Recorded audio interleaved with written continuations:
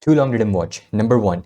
The most important component of making any good-looking anime is having a healthy production schedule. This production schedule is not decided by the studio that makes the anime, but decided by a separate entity called the production committee. In the case of Demon Slayer, Ufotable, the studio that's making the anime, is part of the production committee, and hence they're able to give their staff enough time to make the show look good. Number 2, they have the best composite and digital effects team in the industry, led by Yuichi Terao. Demon Slayer is not the best animated show of all time. Ufotable does not have the best animation staff. Composite staff takes above average animation and turns that into a very good looking final product, and they take incredible animation and turn that into a work of art on a completely different level. Number 3, Ufotable has dedicated teams that work on every single component of an anime. That is the animation, the 3D, the digital effects. They have everything in-house. So there's an incredible level of communication and coordination between all of these teams inside Ufotable, which allows them to do what they do. Number 4, you're probably wondering why I haven't talked about budget yet. Because that's exactly right. Budget is not that important after a certain level. As long as you have a minimum amount of budget, because yeah, budget is necessary. No one's want to work for free. The graph of budget to quality would be a rectangular hyperbola. Now I'll explain all of these points in detail, so let's get into the video. This is the best episode so far. Holy fuck, this is the best episode so far. Holy fuck, this is the best episode so far. What the fuck?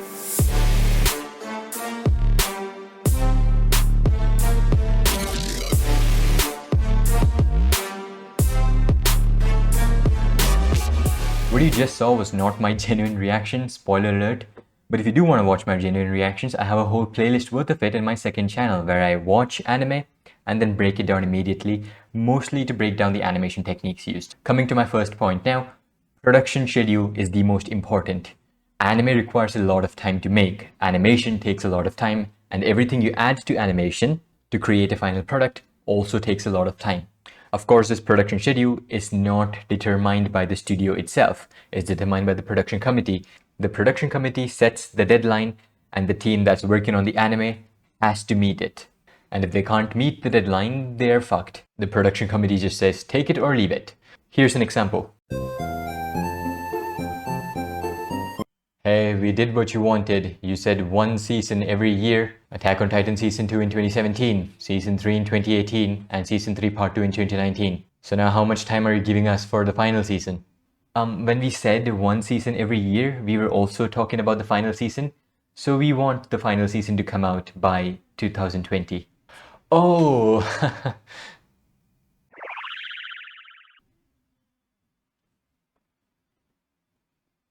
Well, fuck, now we gotta find a different studio. I hope there's a studio out there that's reckless enough to work on a project as big as Attack on Titan with a production schedule of 8 months. And that's about summarizes that situation. The studio will meet the deadline. How will they do it? They'll sacrifice quality. Now, if MAPPA wasn't willing, they would have picked a studio that was willing. Like, there's an alternate reality where we could have gotten a JC Staff adaptation of Attack on Titan. Production committees only care about the final product. They don't care about how the anime looks. They don't care about quality. Anime production committees work in a similar way to how YouTubers abuse the YouTube algorithm. For example, a couple of months ago when the Moist verse was popular, I cosplayed as Charlie and made a video about it, and it's my most viewed video. Let's use a different example. This channel. Can you take a guess on what type of content this channel makes? And yeah, back when Among Us was popular, this channel was booming. Millions of views.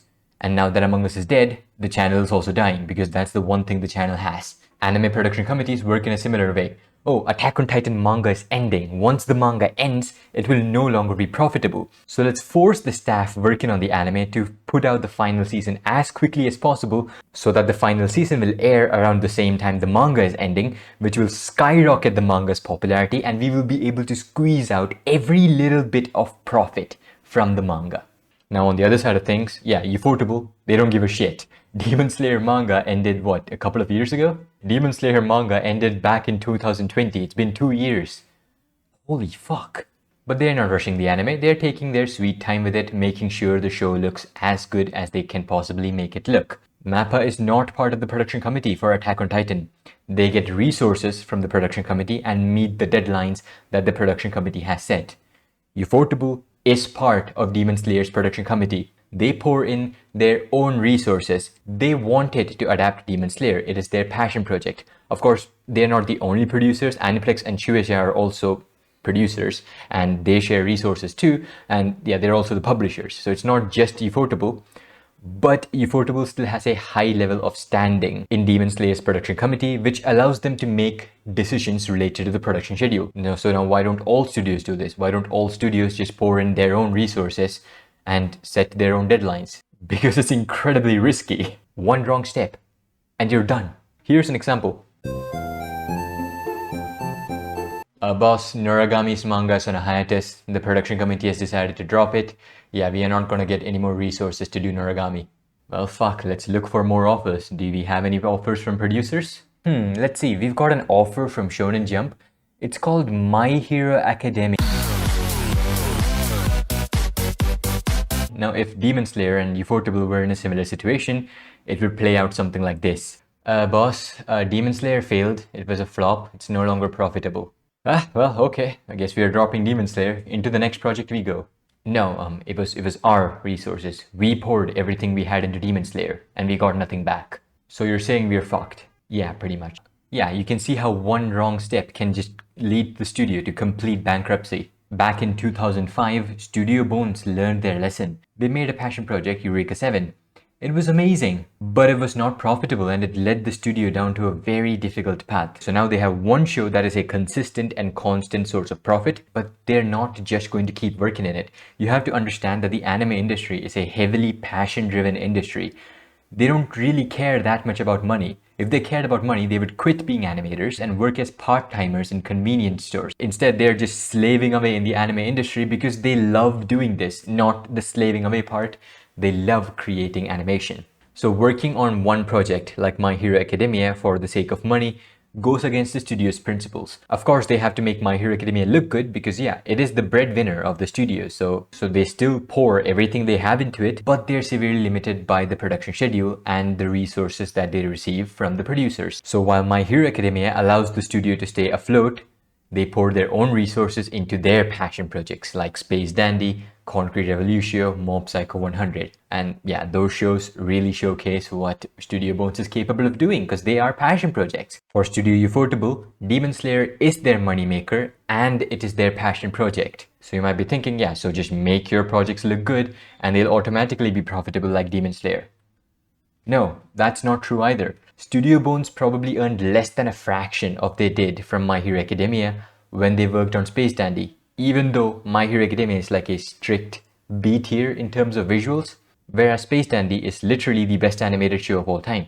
If quality equaled profit, Space Dandy would have made Studio Bones money for the next 10 generations. Another example would be Studio Madhouse. They used to be a studio that exclusively worked on passion projects and they poured their 100% into their projects. With the Red Line, they decided to take it a step above. The Red Line, for those of you who don't know, is what I would consider the best animated movie of all time. It's overall visually even the best looking movie of all time. Spider-Man Into the Spider-Verse is like equal to that or maybe slightly below because it is 3D and I do always prefer 2D. Even though 3D looks almost as good as 2D, I still prefer 2D because Redline, it's truly something special. Madhouse spent like 7 years in Redline's production. I think it had a budget of $40 million, somewhere in that ballpark. Madhouse gave it their all in Redline. So what did they achieve? They made anime history. Redline is a piece of art that will be studied by animators for generations to come. What did it do for Madhouse though? Well, yeah, they came to be known as an amazing studio, but they also went bankrupt because the movie failed. The director was fired, and to make up for the loss of the movie so that they don't go bankrupt, they turned into a studio that accepted all kinds of work. And eventually Masayo Maruyama had enough. Masayo Maruyama is the M of Madhouse. He's one of the founding members. He was tired of the current state of Madhouse and he wanted to work on passion projects. So he quit Madhouse and founded a new studio, Studio Mappa. The M in Mappa stands for Masayo Maruyama again. And Studio Mappa came to be known as the new studio that makes amazing passion projects. But that wasn't enough and they started to turn into a studio that accepted projects from everywhere. And now Masayo Maruyama quit Mappa because he wants to work on passion projects and founded a new studio, Studio M2. The M in M2, I think you get. It really isn't about quality. It's about popularity, and if the show gives that hype, that dopamine rush. Producers, they know this. It's not even just anime producers. You can even talk about video games. Battlefield 2042 is way more popular than Insurgency Sandstorm, even though it's objectively a much worse game than Insurgency. It's because Battlefield 2042 has these dopamine rush moments that you get from time to time, which people will post clips of on TikTok, and that's it. You got a popular, profitable video game. My Hero Academia is that dopamine rush inducing anime. Producers will obviously want to abuse that. If it was a Studio Bones passion project, yes, it would look much better. Yes, the dopamine rush would still be there, but it wouldn't be nearly as popular because it would take more time to make. Take Mob Psycho, for example. Season 1 came out in 2016, Season 2 came out in 2019, and Season 3 was just announced. If My Hero Academia followed a similar schedule, Season 1, 13 episodes, came out in 2016, then the tournament arc would have come out in 2019, and the Stain arc would be airing now. The Stain arc. The current point in the manga would be decades ahead of the anime's production. The anime would just not be as popular or profitable, and Demon Slayer truly was this perfect project. Ufotable knew that Demon Slayer can be their passion project and can be their money-making project. They knew that this has got hype moments, it will get popular. If we pour all of our resources into this, we will be successful. How do they know? They just trusted the process. They have a good amount to gain, but they also have everything to lose. If Demon Slayer failed, that's it for Ufotable. They have a 30 million yen fine for tax evasion. Unlimited budget works more like limited budget now. Future me, you better edit that part out. It's a success story. They fought against the terrible anime industry and they won. And for that, they deserve all the praise that they're getting. Kyoto Animation obviously also did this. They only work on passion projects. They built a reputation of working on passion projects, and eventually it started becoming profitable for them.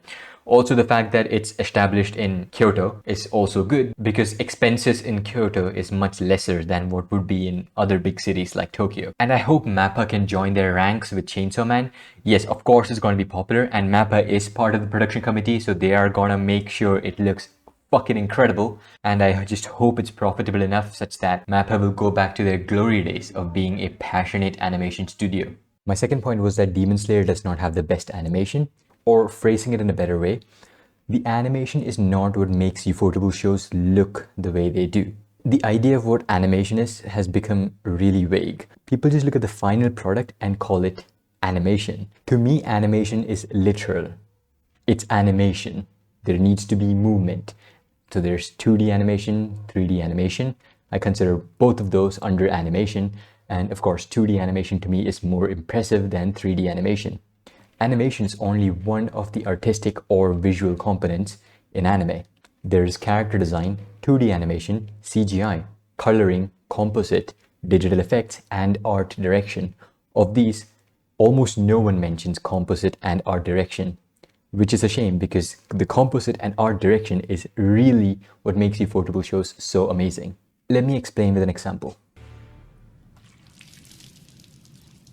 This animation is insane! What the hell? There is literally no animation here. Like, there is no movement.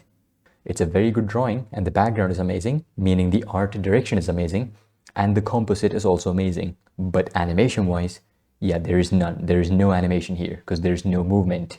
Also, the scene that came pretty much right before this was a beautiful Sakuga scene by Go Kimura, and she didn't say anything while that was playing out. Again, I'm not doing this to call this person out. I'm not defaming her. I'm just using this as an example. And most people will fall in this category. Most people will look at that and say, yeah, the animation is amazing, though there is no animation there. If the final product was just animation, then anime would not look like this. It would look like this. I like to refer to as anything with movement as animation, and I refer to the overall quality of a product as either visuals or art. Again, it's not just her referring to visuals and art as animation. Even Crunchyroll is doing it. In Crunchyroll Awards, there's a section that says Best Animation. But what do you really mean? Are you talking about Best Animation or Best Visuals? I think this should be renamed as Best Visuals. So let's look at the nominations here for Best Animation. The winner was, of course, Demon Slayer Mugen Train. So among these, let's remove Vivi Fluorite Isong immediately, not because it has bad animation. No, it's pretty good, but it has no right being alongside these shows, no. Let's also remove Wonder Egg Priority, again, not because it has bad animation, but I just like to pretend that Wonder Egg Priority doesn't exist. So it's really among these four, and I'll get back to this. Now, as I said before, Demon Slayer's animation, it's not a standout point. It's the composite and the digital effects.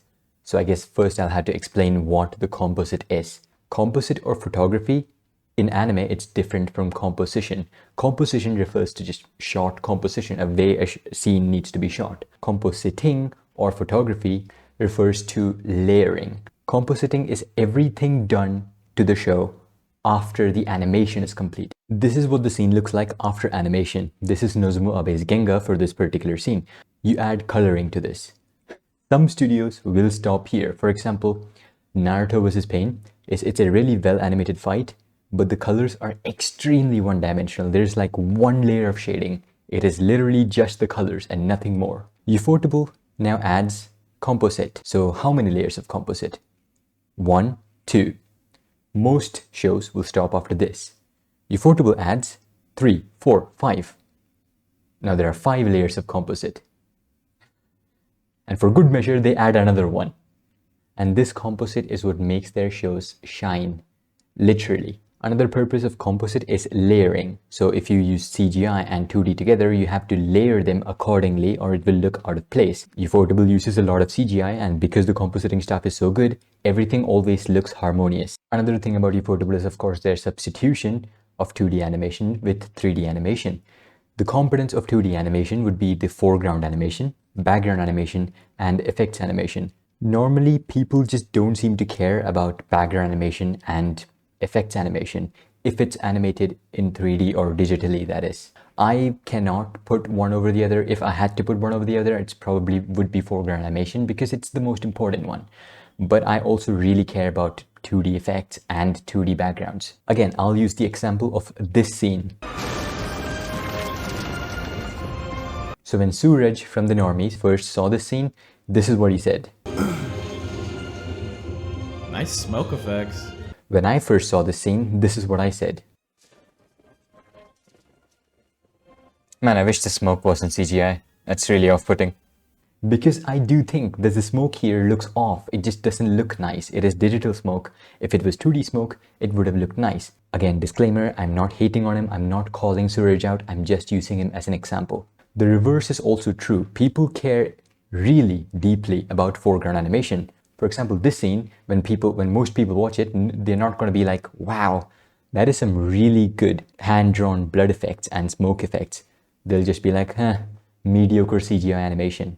Ufotable abuses this idea. Their entire policy is if you can get away with not having to use 2D animation, do it. Again, I'll explain this with two examples. Both of them have dynamic movement and the final product is really good. Both of them are 3 seconds long. First is this scene animated by Yutaka Nakamura in Concrete Revolution. It is 3 seconds long. It has 82 drawings, or maybe 83. I forgot the exact number, but that's a crazy number of drawings for one scene. Now the scene I'm talking about, Ufotable, is this one. So let's play it.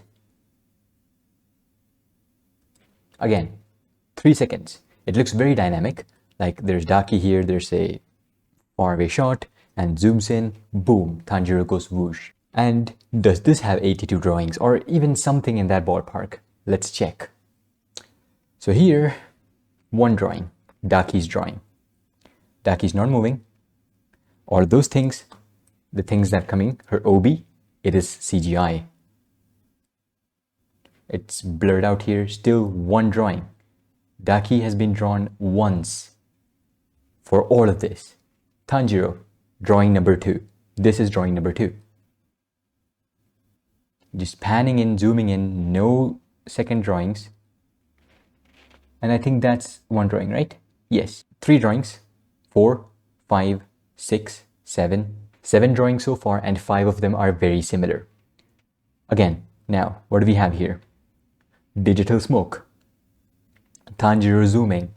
Tanjiro is extremely blurred out here because he's probably a CGI model. It is not in 2D. They do this a lot because they can get away with using this. No one's going to pause this and check if it's 2D or 3D. And then, boom, he hits that place. Camera shake to give the illusion of movement, and digital smoke again with CGI roof panels. So that's a 3-second clip that they made look dynamic with 7 drawings. They only use 2D animation when they really need to use 2D animation. And as far as their 2D animation goes, there are 3 people who are extremely important to them, invaluable. Remove one and Demon Slayer will crash. The chief animation director, as I mentioned in my previous video, is someone who makes sure that the character designs are consistent. When was the last time you saw a bad drawing of a character in Demon Slayer? I haven't seen it once. In My Hero Academia, we have Walmart Dabi. In Attack on Titan, we have Megamind Pixis. In Haikyuu, we have Broken Neck Daichi. In Jujutsu Kaisen, we have Yuji, who looks like a sexual predator here for some reason. And finally, in Demon Slayer, we have nothing. That is how consistent Akira Matsushima is with his animation direction. Of course, he's not the only animation director working here, but he's the chief animation director. The character designs that he created are already a work of art. They are beautiful, they are unique. I love the thick line work, and it's already iconic. And the only reason they're able to keep it so consistent is because he is the chief animation director. The second person is an animator, Masayuki Kunihiro. The second person is an animator, Masayuki Kunihiro. He's the main Sakuga animator of Ufotable. He animates enormous sequences, he does it frequently, and he does them really, really well. His scenes look incredible. Rengoku vs Akaza lasted for what? 20 minutes or 30 minutes. The fight was long. And this one man animated like half of the entire fight. Number 3, we have Nozomu Abe. The scenes animated by Nozomu Abe are what normies refer to as the budget. He's not an in-house animator, he's a freelance animator, but he's closely associated with Studio Ufotable and Studio Shaft, mainly Ufotable. In my opinion, he's one of the top 5 best action animators in Japan. This is in no particular order, except of course, Yutapon Sensei, he's number 1. This is the man who animates the wow moments. He animates the climax of the Ufotable fights. Which fights?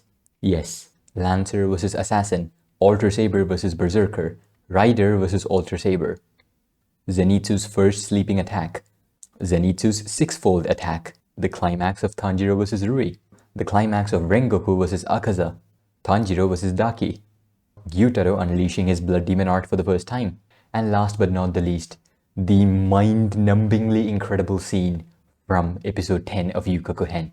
Of course, he also animated in Fate Unlimited Blade Works, he also animated in Fate Zero, but yeah, I might even make a whole video dedicated to breaking down his animations. It is that good. He is Ufotable's ace, and he is, without a doubt, the one that takes Ufotable's animation from A tier to S tier. He is that incredible. He is the god of effects animation, probably the best that there is in effects animation. He's so incredible that when he animates, Yuichi Terao tells the composite staff to turn off the digital effects because you don't need digital effects. His hand-drawn effects are, I can't explain it, it's so good. And yeah, that's pretty much it with the 2D stuff. These 3, and there are a few other very good in-house Sakuga animators and a bunch of junior animators who work on lesser important scenes. Hey everyone, this is me while editing, filling in for my past self who forgot to mention Toshiyuki Shirai. He's another extremely important component in Ufotable's 2D side. He is the guy who directed episode 19 in season 1 and also directed episode 10 in Yukaku Hen. So yeah, man knows what he's doing. And it's not just direction, he also does pretty good animation. Alongside this core staff, they also do accept freelancers. Of course, Nozomu Abe is one of them, obviously, but they're also accepting more freelancers now. 2, to be exact. Hironori Tanaka and Kazuhiro Meiwa. Both of them are extremely well reputed and also incredible animators. Hironori Tanaka animated in Fate Heaven's Feel 3 and Demon Slayer's Mugen Train.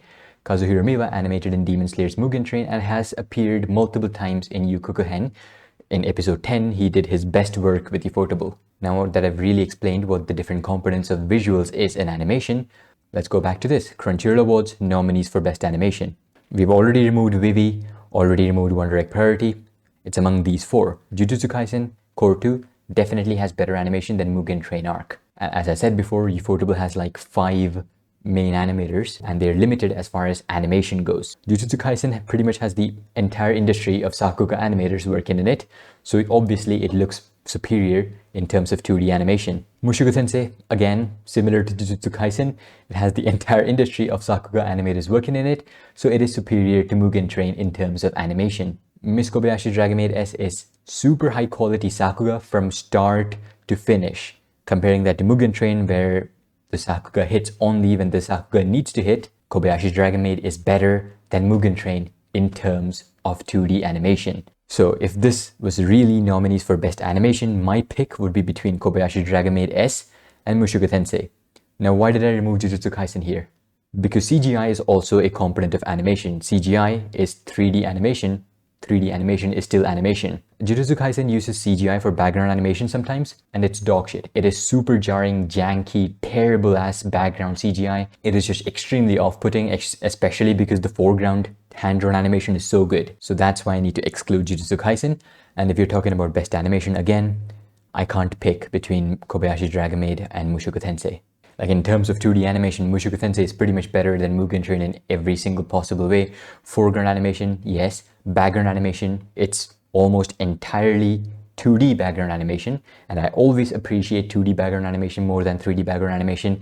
It always looks more impressive because it really is more impressive. And effects animation. If you watched Mushoku Tensei, then you audibly said, wow, when they showed the water effects for the first time. If you didn't audibly say wow, then you're lying. In Mugen Train, again, effects animation is only 2D when Nozomu Abe animates it. Yes, when he animates it, it's incredible.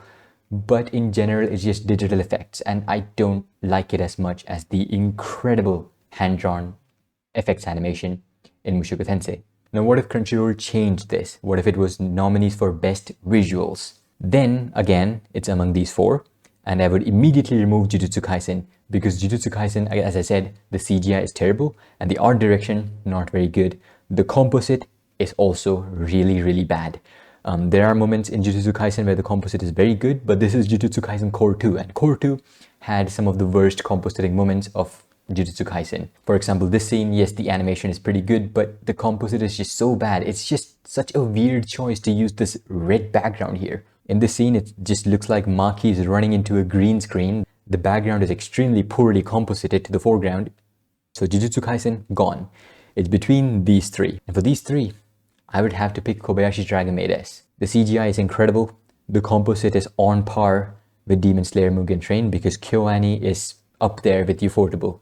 Because Kyoto Animation and Ufotable are the leaders in the anime industry as far as composite goes.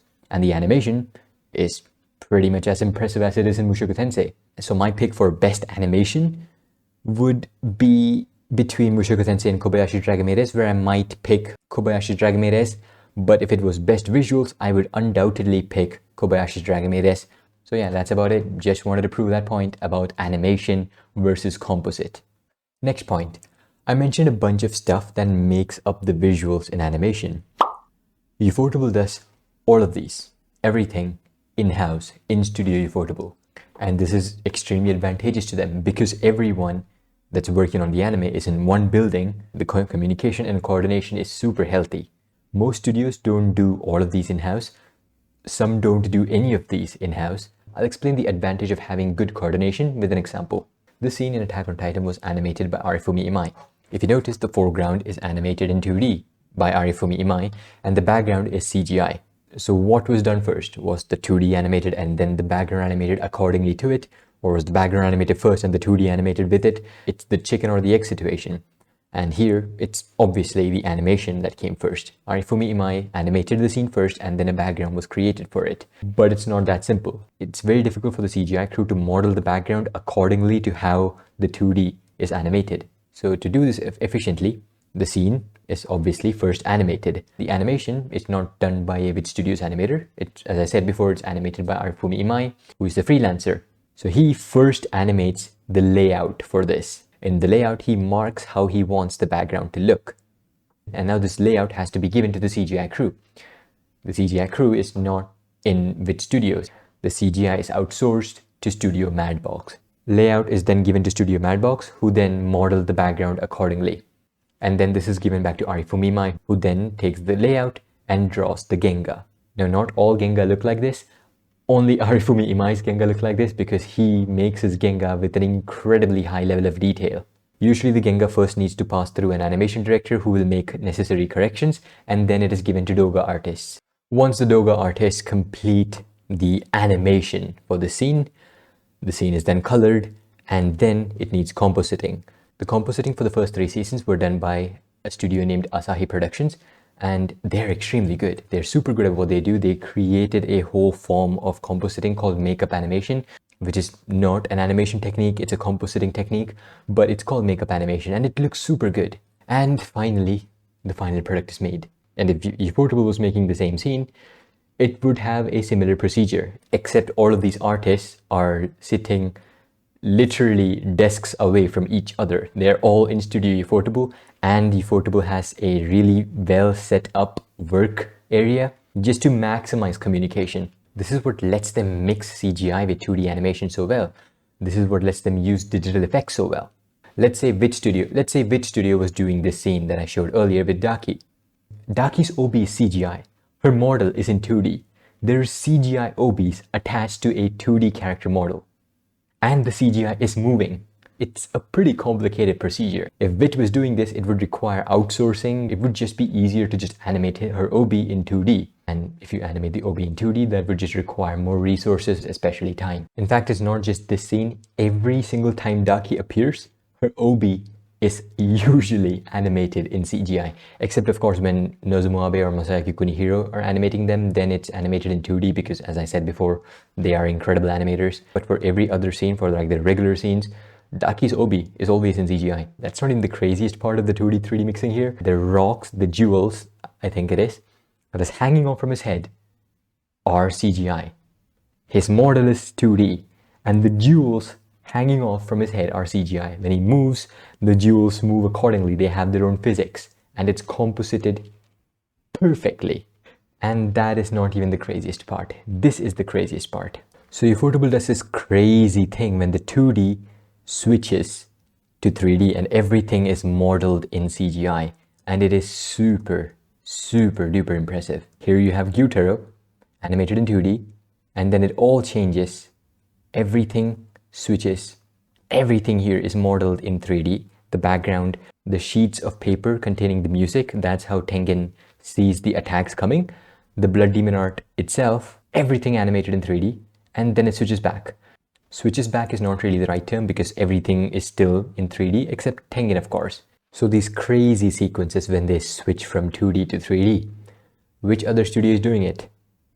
None of them. Only Ufotable is doing this because stuff like this requires an extremely high degree of coordination between all of the people who are working on the individual components that make up the entire visual element of anime. Lastly and leastly, budget doesn't really matter all that much. Let's just let the unlimited budget works meme die. Whenever I watch someone reacting to the Ufotable episodes, especially episode 10, and they go, unlimited budget works. All these artists are working so incredibly hard to make this anime possible, and they just brush it off as money. Do I even need to explain why money is not that important? Let's take an example of an anime. I won't say which anime it is, alright? Does this anime require a high amount of money to make, or is it just a cheap anime? So it's a full CGI anime, and CGI modeling requires more money than 2D animation. In the long run, CGI will save more money because you only have to model them once, unlike drawings that you have to draw every single frame each time. But in the short run, the CGI artists just need to be paid more than hand-drawn animators. So at the very base level, it requires a higher budget than 2D shows because it's full CGI.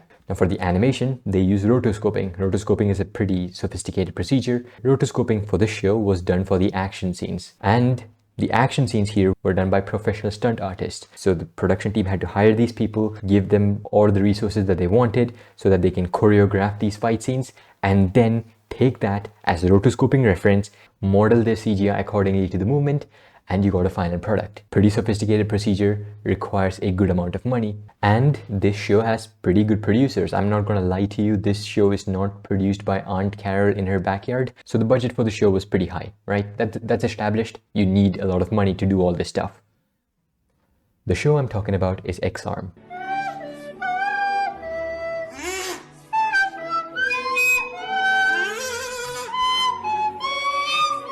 XR does not look good. And the reason it does not look good is not because of the money, it's because of the staff. I think a good start to explain why the staff isn't very good is just to mention that the director of XM has never worked on anime before. So he quite literally had no idea what he was doing with all of the resources that he had. Another example is God Eater, Ufotable's God Eater. Halfway through the production, they realized, we're fucked. We can't do all of this in-house. We need external help.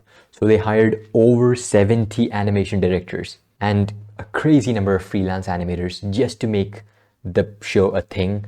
Hiring these many people, it requires a good amount of money, and they still couldn't make the show a thing. It crashed. We will most likely never get a season 2, and we probably will never get a continuation after episode 13. They had the talent, they had the money, but they did not have the time. Talent, time, and connections with the industry are the 3 most important components. And that's about it. I've explained all of the points that I wanted to explain, and hopefully you learned something new. Now you know why Ufotable shows look so good so consistently, and what exactly it is about them that looks good. It's not about money. It's about this beautiful man named Yuichi Terao, who is the director of photography for all of Ufotable shows and also the head of their digital effects team. It's because of him that Ufotable shows look so fucking good. If you enjoyed this video, leave a like. If you want to see more of it, subscribe and click a bell. If you did not think this video was good, tell me down in the comment section on how I can improve. And that's about it. Thanks for the views.